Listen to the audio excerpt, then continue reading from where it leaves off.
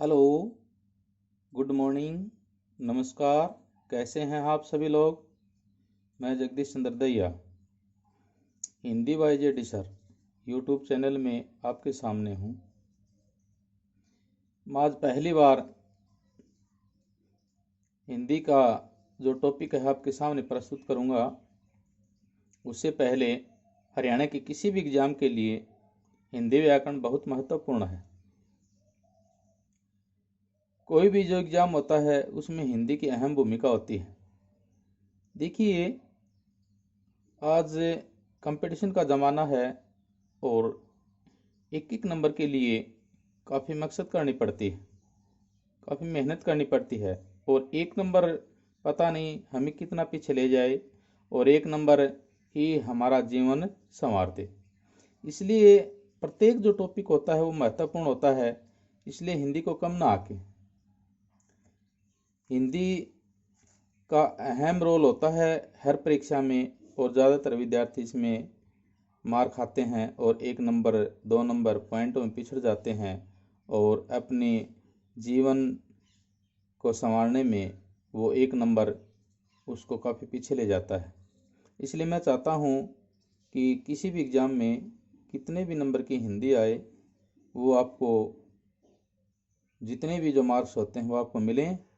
और मैं इस प्रकार तैयारी करवाऊँगा कि आपका कोई भी नंबर न कटे। बस सिर्फ आपको पढ़ना है और जो यूट्यूब जो चैनल है उसको सब्सक्राइब करना है, ताकि मुझे आगे बढ़ने के लिए एक उत्साह के तौर पर एक लाइक मुझे मिल जाए। तो आज हम वर्ण के बारे में पढ़ेंगे। वर्ण के बारे में इसलिए पढ़ेंगे कि ये बेसिक होता है और इसी से हिंदी जो व्याकरण है वो स्टार्ट होता है। तो आज हम पढ़ें, शुरू करें। पहली क्लास है मेरी आज। तो जितने भी जो विद्यार्थी हैं उसको बिल्कुल अच्छी मिजाज से देखें और एक पेन कॉपी लेके बैठ जाएं, ताकि आप अपने नोट्स बना लें। और यूट्यूब को जो चैनल होता है उसको अंतिम तक देखें। जो भी वीडियो आपको मिलती है और आप सब्सक्राइबर करेंगे तो आपको दूसरी वीडियो मिल जाएगी।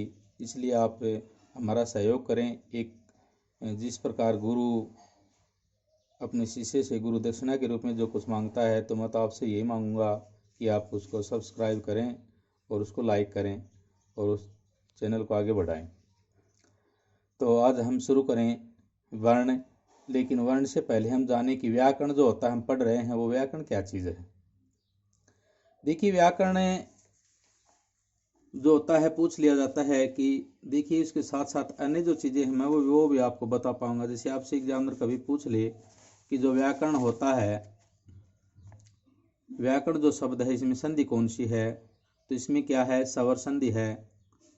और स्वर संधि में कौन सा भेद है, तो यण संधि है। यह से पहले आधा कोई वर्ण आ जाए तो वो किसकी पहचान होती है, यण संधि की पहचान होती है। इसका विग्रह कैसे किया जाता है यण संधि का, कि आधा जो वर्ण होता है उसको पूरा कीजिए और प्लस में यह में जो भी स्वर होता है उस स्वर को लिखिए और आगे जो शब्द है उसको साथ उसके साथ टच कर दीजिए। यानी वी प्लस में आकरण, अर्थात क्या बन गया, विग्रह अथवा विश्लेषण। यानी व्याकरण का अर्थ क्या होता है, विग्रह अथवा विश्लेषण। इसकी परिभाषा क्या बनती है कि जिस शास्त्र में शब्दों के शुद्ध रूप, जिस शास्त्र में शब्दों के शुद्ध रूप और प्रयोग के नियमों का निरूपण और प्रयोग के नियमों का रूप निरूपण होता है उसे व्याकरण कहते हैं।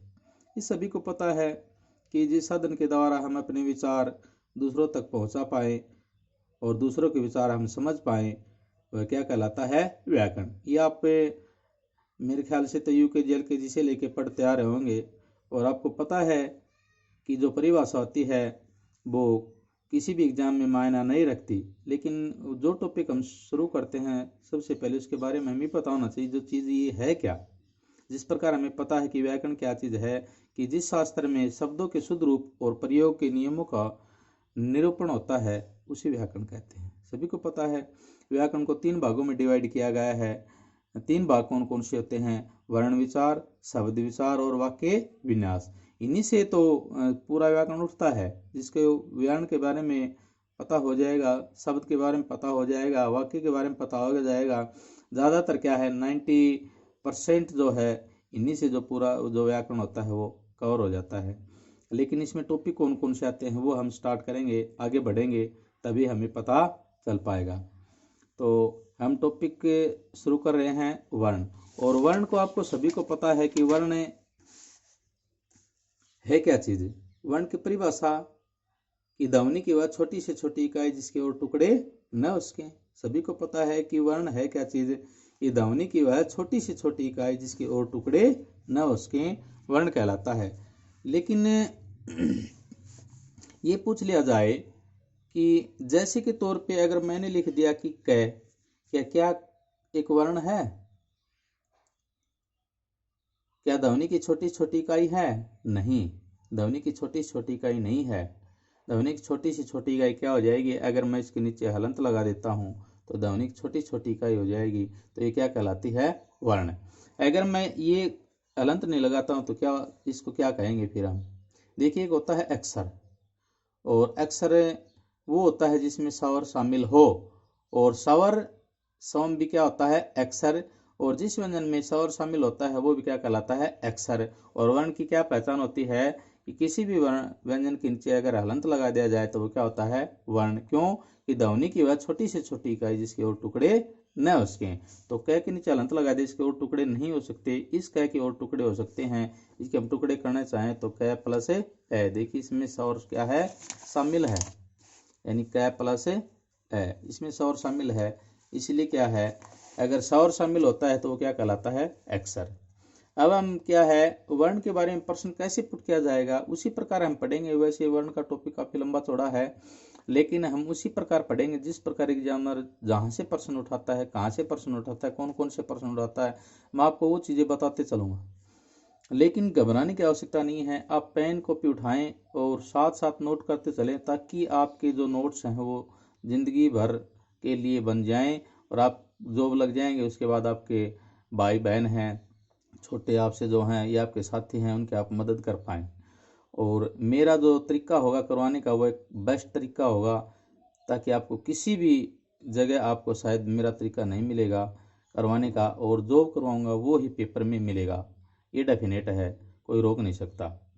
स्वर जो वर्ण होते हैं, वर्णों की संख्या कुल कितनी होती है? 52 होती है। कोई तो 50 बताएगा, कोई 56 बताएगा, कोई 48 बताएगा, कोई जैसे स्वरों की संख्या 11 होती है, व्यंजनों की संख्या 33 होती है, तो 11 और 33 44, इस प्रकार क्या है अलग अलग आपको क्या है पेपर में वो संख्या मिलेगी। लेकिन डेफिनेट क्या होती है, वर्णों की जो कुल संख्या कितनी होती है?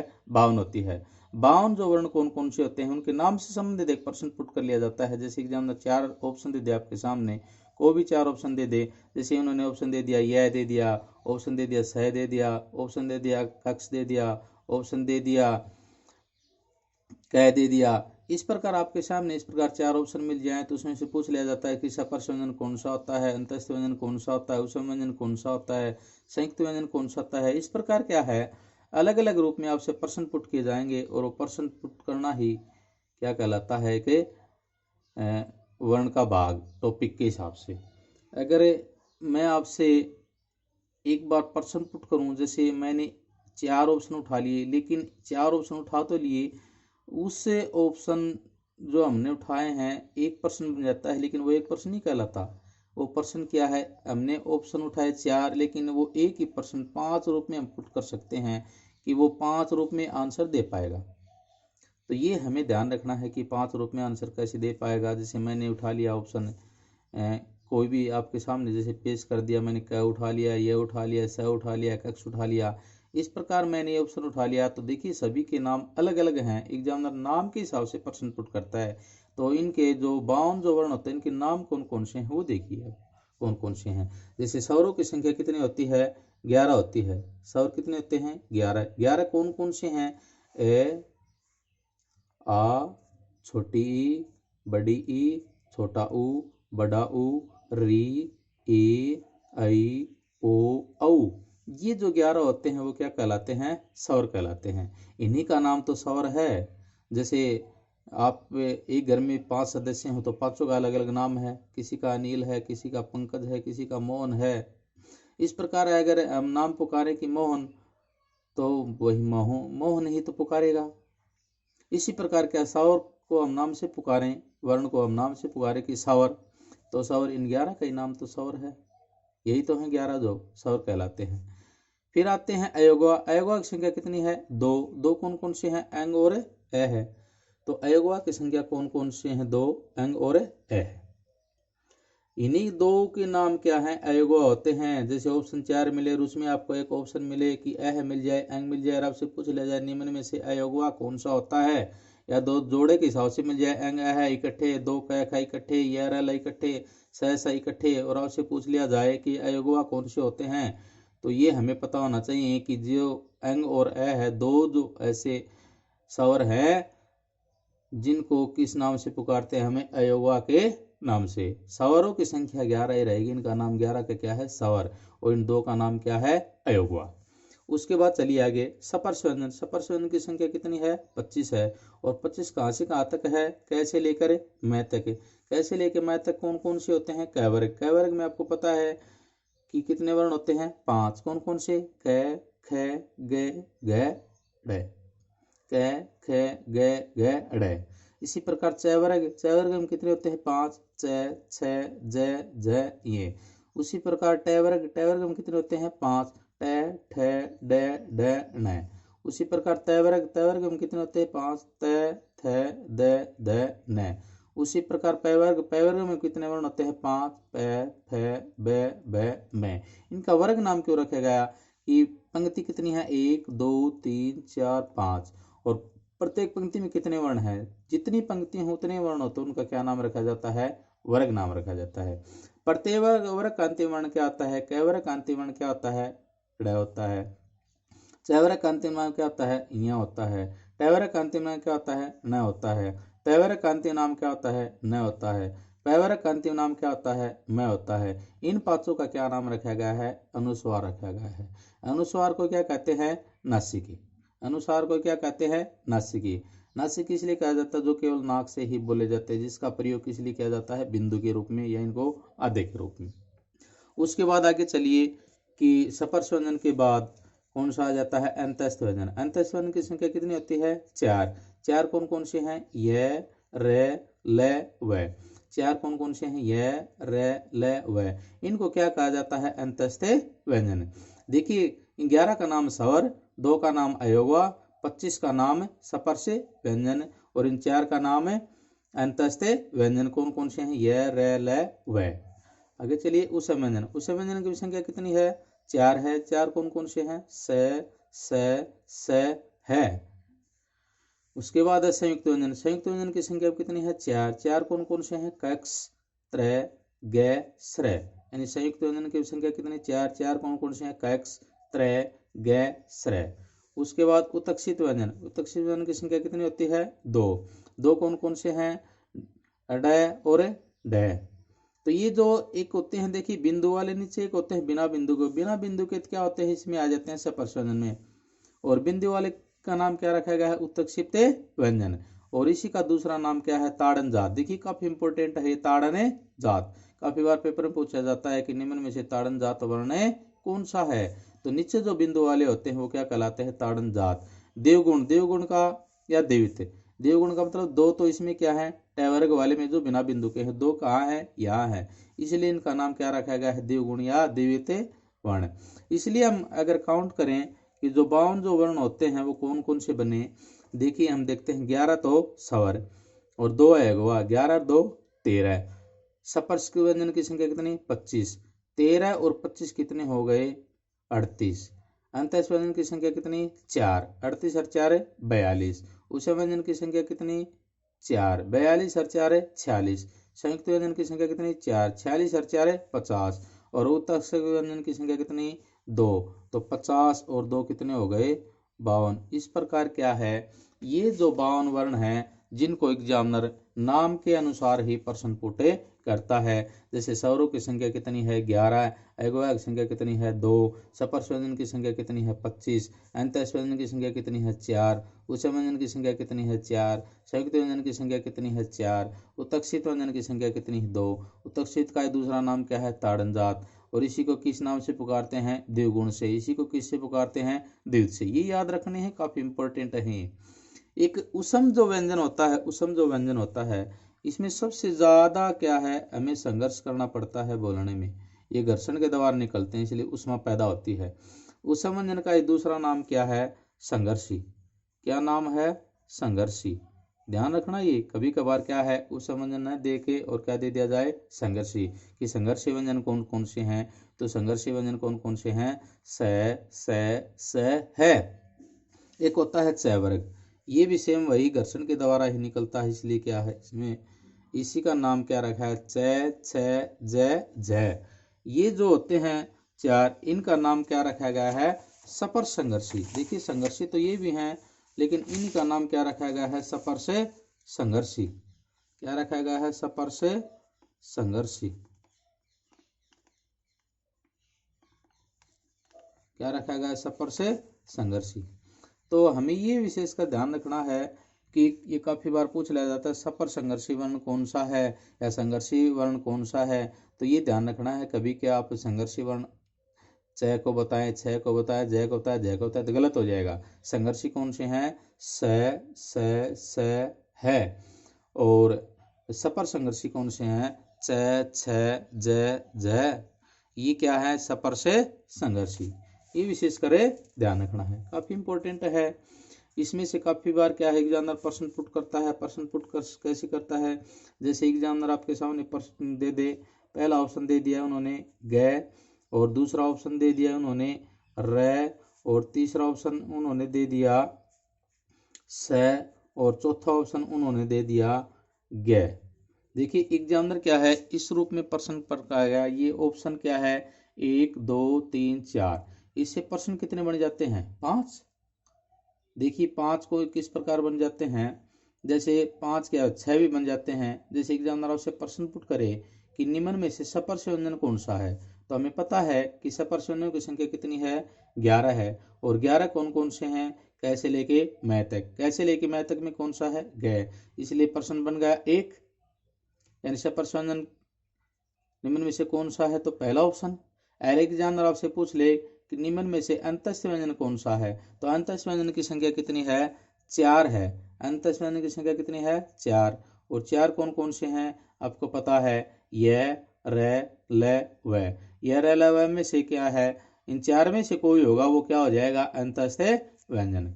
अगर एग्जामिनर आपसे पूछे कि निम्न में से उसम व्यंजन की संख्या कितनी है, तो उसम व्यंजन की संख्या कितनी है 4, और 4 में से कौन सा है स है, तो यही क्या हो जाएगा पूछ लेता है कि निम्न में से उसम व्यंजन कौन सा, तो उसम व्यंजन कौन सा हो गया स। अगर एग्जामिनर आपसे पूछ ले कि निम्न में से संयुक्त व्यंजन कौन सा है, तो संयुक्त व्यंजन की संख्या कितनी है 4। 4 कौन कौन से आपको पता है कक्ष, त्र, ग, स्र, इनमें से कोई है तो वो क्या है संयुक्त व्यंजन है। अगर एग्जामिनर आपसे पूछ ले कि संघर्षी व्यंजन कौन सा है, तो संघर्षी व्यंजन कौन सा है, तो संघर्षी उसम का दूसरा नाम क्या है संघर्षी, इसलिए क्या है संघर्षी व्यंजन कौन सा हो गया स।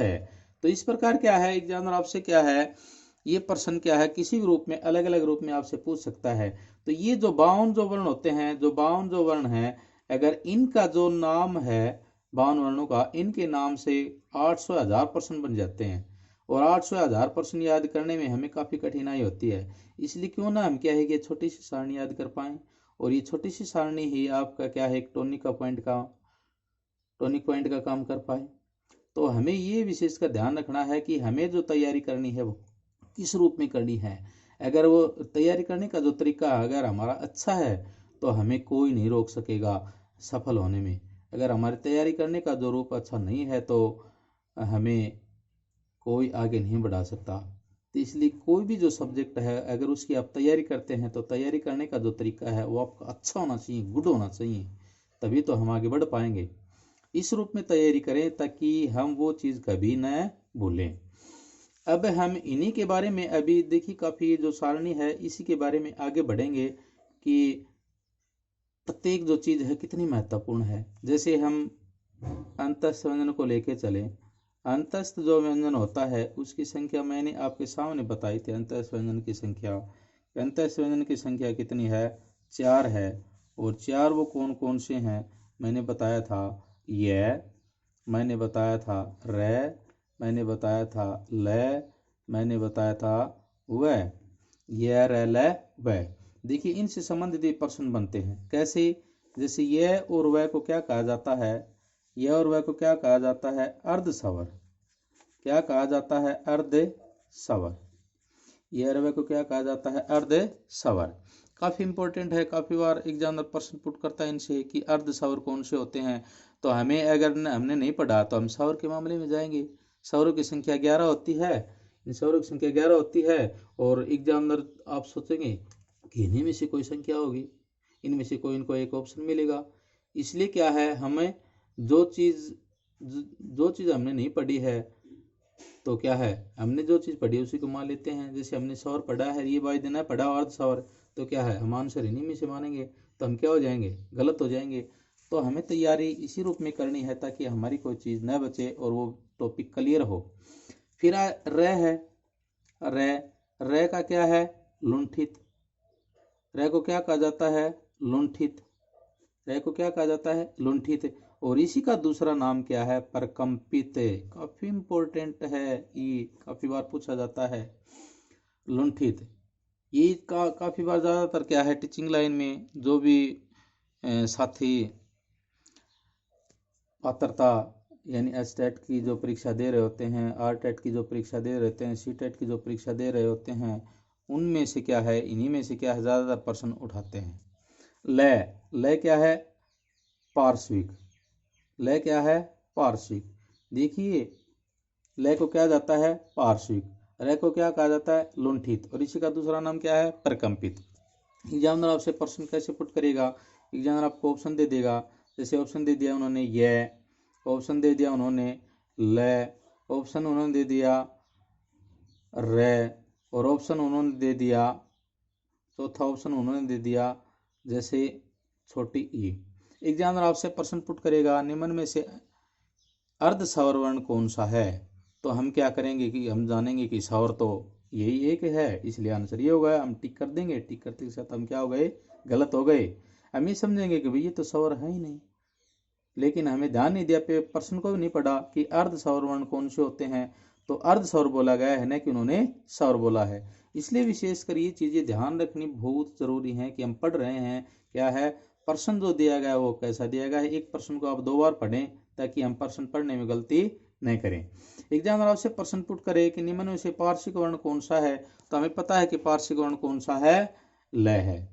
या एग्जामिनर कहे कि निम्न में से लुंठित वर्ण कौन सा है? तो लुंठित वर्ण कौन सा है? रे है। या एग्जामिनर कहे कि परकंपित वर्ण कौन सा है? तो परकंपित वर्ण कौन सा है? रे है। यह एग्जामिनर कहे ल व, ये व, रे ये, और एग्जामिनर कहे कि निम्न में से जोड़े के हिसाब से एग्जामिनर दे दे कि अर्ध स्वर वर्ण कौन से हैं। तो ये हमें विशेषकर ध्यान रखना है कि अर्ध स्वर कहे कि किन के साथ है। तो ये नहीं होंगे, दोनों जो इकट्ठे होंगे वही क्या हो जाएगा? आंसर हो जाएगा। तो इस प्रकार क्या है, हमें अलग अलग रूप में इस प्रकार तैयारी करनी है ताकि हम कोई चीज न छोड़ें और एग्जाम में किसी भी तरीके से प्रश्न को घुमा दे, हमें कोई फर्क न पड़े। अब देखिए अंतस्थ व्यंजन ये, रे, ल, व। ये और व को क्या कहा जाता है? अर्ध स्वर। रे को क्या कहा जाता है? लुंठित। और इसी का दूसरा नाम क्या है? परकंपित। ल को क्या कहा जाता है? पार्श्विक। अब हम संयुक्त व्यंजन को लेकर चलते हैं। संयुक्त व्यंजन, संयुक्त व्यंजन की संख्या कितनी है? 4 है। और 4 कौन कौन से हैं? आपको पता है कि संयुक्त व्यंजन 4 कौन कौन से हैं? 4 है कैक्स, त्रय, गे, सरय। अब हमें ये ध्यान रखना है कि संयुक्त व्यंजन की संख्या 4 है, कक्ष, त्रय, गे, श्रय। हम क्या है, इसको क्या बोलते हैं? अक्षय। क्या बोलते हैं? अक्षय। इसको क्या बोलते हैं? गे।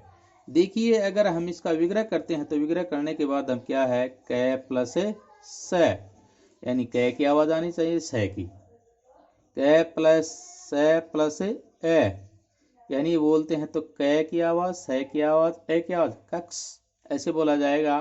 त्र का विग्रह हम करते तो तय प्लस र प्लस ए, त्र। और ग की जब हम विग्रह करते हैं तो जय प्लस य प्लस ए। देखिए ज य ए, जैसे ज सही तो शुद्ध उच्चारण क्या है ज, क्यों जय। और ये अनुस्वार है, अनुस्वार किस में बोला जाता है, नाक में बोला जाता है। श्रय, श्रय का विग्रह करते हैं हम क्या है स प्लस र प्लस ए। ये काफी इंपॉर्टेंट है, संयुक्त जो व्यंजन है काफी इंपॉर्टेंट है। जैसे एग्जामिनर कहेगा जैसे ये दिया कक्ष, कक्ष का विग्रह बताइए तो 4 ऑप्शन एग्जामिनर दे देगा। जिस प्रकार क्या है एग्जामिनर ने दे दिया कक्ष और पूछ लेता कक्ष का विग्रह कौन कौन सा है, आपको ऑप्शन मिलेगा। जैसे ऑप्शन मिल गया क प्लस स प्लस ए। दूसरा ऑप्शन आपको मिलेगा क प्लस स प्लस ए। तीसरा ऑप्शन मिलेगा क प्लस स प्लस ए। और चौथा ऑप्शन आपको मिलेगा क प्लस स प्लस ए। इस प्रकार क्या है आपको ऑप्शन मिलेंगे। एग्जामिनर कहेगा कक्ष, कक्ष का विग्रह कौन सा सही होगा, तो हमें पता है कि ये क्या है सही नहीं है, हमें पता है ये भी सही नहीं है, हमें पता है ये भी सही नहीं है, तो कौन सा सही हो जाएगा, दोनों के नीचे पहले अलंत और प्लस ए, दोनों आधे प्लस ए। तो ये हमें विशेषकर ध्यान रखना है कि इसका जो विग्रह होगा वो क्या होगा, दोनों आधे प्लस ए। प्रत्येक में यही है दोनों आधे प्लस ए, दोनों आधे प्लस ए, दोनों आधे प्लस ए। लेकिन कभी कभार क्या है एग्जामिनर क्या है दो के हिसाब से दे देता है। जैसे ये ए क्या किसे मिला दिया स में, तो क प्लस स। ये इसमें किसे मिला दिया तय प्लस रे। ये ए किसे मिला दिया इसमें, तो ज प्लस ई। और ये किसे मिला दिया इसमें, तो स प्लस ए। इस प्रकार क्या है एग्जामिनर क्या है ऑप्शन रखता है दो के हिसाब से रखे, 3 के हिसाब से रखे, उसके ऊपर डिपेंड करता है। दो के हिसाब से पहला आधा दूसरा पूरा, पहला आधा दूसरा पूरा, पहला आधा दूसरा पूरा, पहला आधा दूसरा पूरा। तो इस प्रकार हमें क्या इसका विग्रह करना है। तो संयुक्त व्यंजन की संख्या कितनी है 4, कक्ष त्रय ग श्रय। तो ये भी ध्यान रखना है कि कक्ष का विग्रह किया जाए तो क प्लस स प्लस ए, त्रय का विग्रह होगा तय प्लस र प्लस ए, ग का विग्रह हो जाए तो ज का विग्रह हो जाए तो ज प्लस ये प्लस ए, और श्रय का विग्रह हो जाए तो स प्लस र प्लस ए। लेकिन क्या है आजकल क्या है ज का जो है ये रखते हैं ग प्लस ये प्लस ए, लेकिन ये क्या हो जाएगा आम उच्चारण है, लेकिन ये क्या है शुद्ध उच्चारण नहीं है, इसलिए ध्यान रखना है। ये ऑप्शन में आपको जरूर मिलेगा, तो इसकी तरफ नहीं जाना है। तो ग नहीं होगा, यहाँ पर क्या हो जाएगा जय हो जाएगा। तो ये विशेषकर हमें ध्यान रखना है छोटी छोटी बातों से। तो संयुक्त जो व्यंजन होता है वो काफी इंपॉर्टेंट है, काफी बार पेपर में पूछा जाता है, इसका विग्रह करके पूछा जाता है, तो इसलिए काफी इंपॉर्टेंट है। पूछ लेना है कभी कभार क्या एग्जामिनर कहे कि संयुक्त स्वरों की संख्या कितनी होती है, तो संयुक्त स्वरों की संख्या 4 होती है, लेकिन ये संयुक्त व्यंजन है। और संयुक्त स्वर 4 कौन कौन से हैं, तो ये 4 हैं ए ऐ ओ औ। अगर संयुक्त स्वरों की संख्या पूछी जाए तो संयुक्त स्वर भी कितने हैं 4 है। 4 कौन कौन से हैं ए ऐ ओ औ। और संयुक्त व्यंजन पूछे जाए तो संयुक्त व्यंजनों की संख्या कितनी है 4। 4 कौन कौन से हैं कक्ष त्रय ग और श्रय। तो आज हम ये टॉपिक इतना ही करेंगे, क्यों धीरे धीरे क्या हम कक्षा चाल से चलेंगे और वो चीज़ें प्राप्त कर पाएंगे जो हमें आगे पेपर में मार्क्स प्राप्त करने हैं, और उसी हिसाब से हमें चलना है ताकि हम कहीं मार न खाएं। तो मेरा आज पहला दिन था, इलेक्ट्रॉनिक आइटम मेरे पास कोई है नहीं। जिस दिन लॉकडाउन हटेगा मैं इलेक्ट्रॉनिक आइटम खरीद के और आपके सामने ही बोर्ड के ऊपर पेश करूंगा। तब तक छुट्टियां हैं, घर रहते हैं, लॉकडाउन का पालन करें और अपनी तैयारी पर लगे रहें। तैयारी एक इस रूप में करवाऊंगा मैं ताकि आपका कोई भी हिंदी के मामले में कोई गुंजाइश न रहे। हमेशा क्या है तैयारी में इसी प्रकार करवाता हूँ, लेकिन क्या है इलेक्ट्रॉनिक आइटम का जो माध्यम करते हैं वो तड़क भड़क से क्या है आपको आकर्षित कर लेते हैं, तो उससे बचें। और मैं आपके सामने एक पेज के माध्यम से सबसे सस्ता साधन यही है मेरे पास, और कोई ऑप्शन नहीं है। तो इसलिए मेरी आपसे यही रिक्वेस्ट है कि अंत में सब्सक्राइब करें और जो वीडियो है पूरी अंत तक देखें। Thank you. आज के लिए इतना ही। जय हिंद, जय भारत।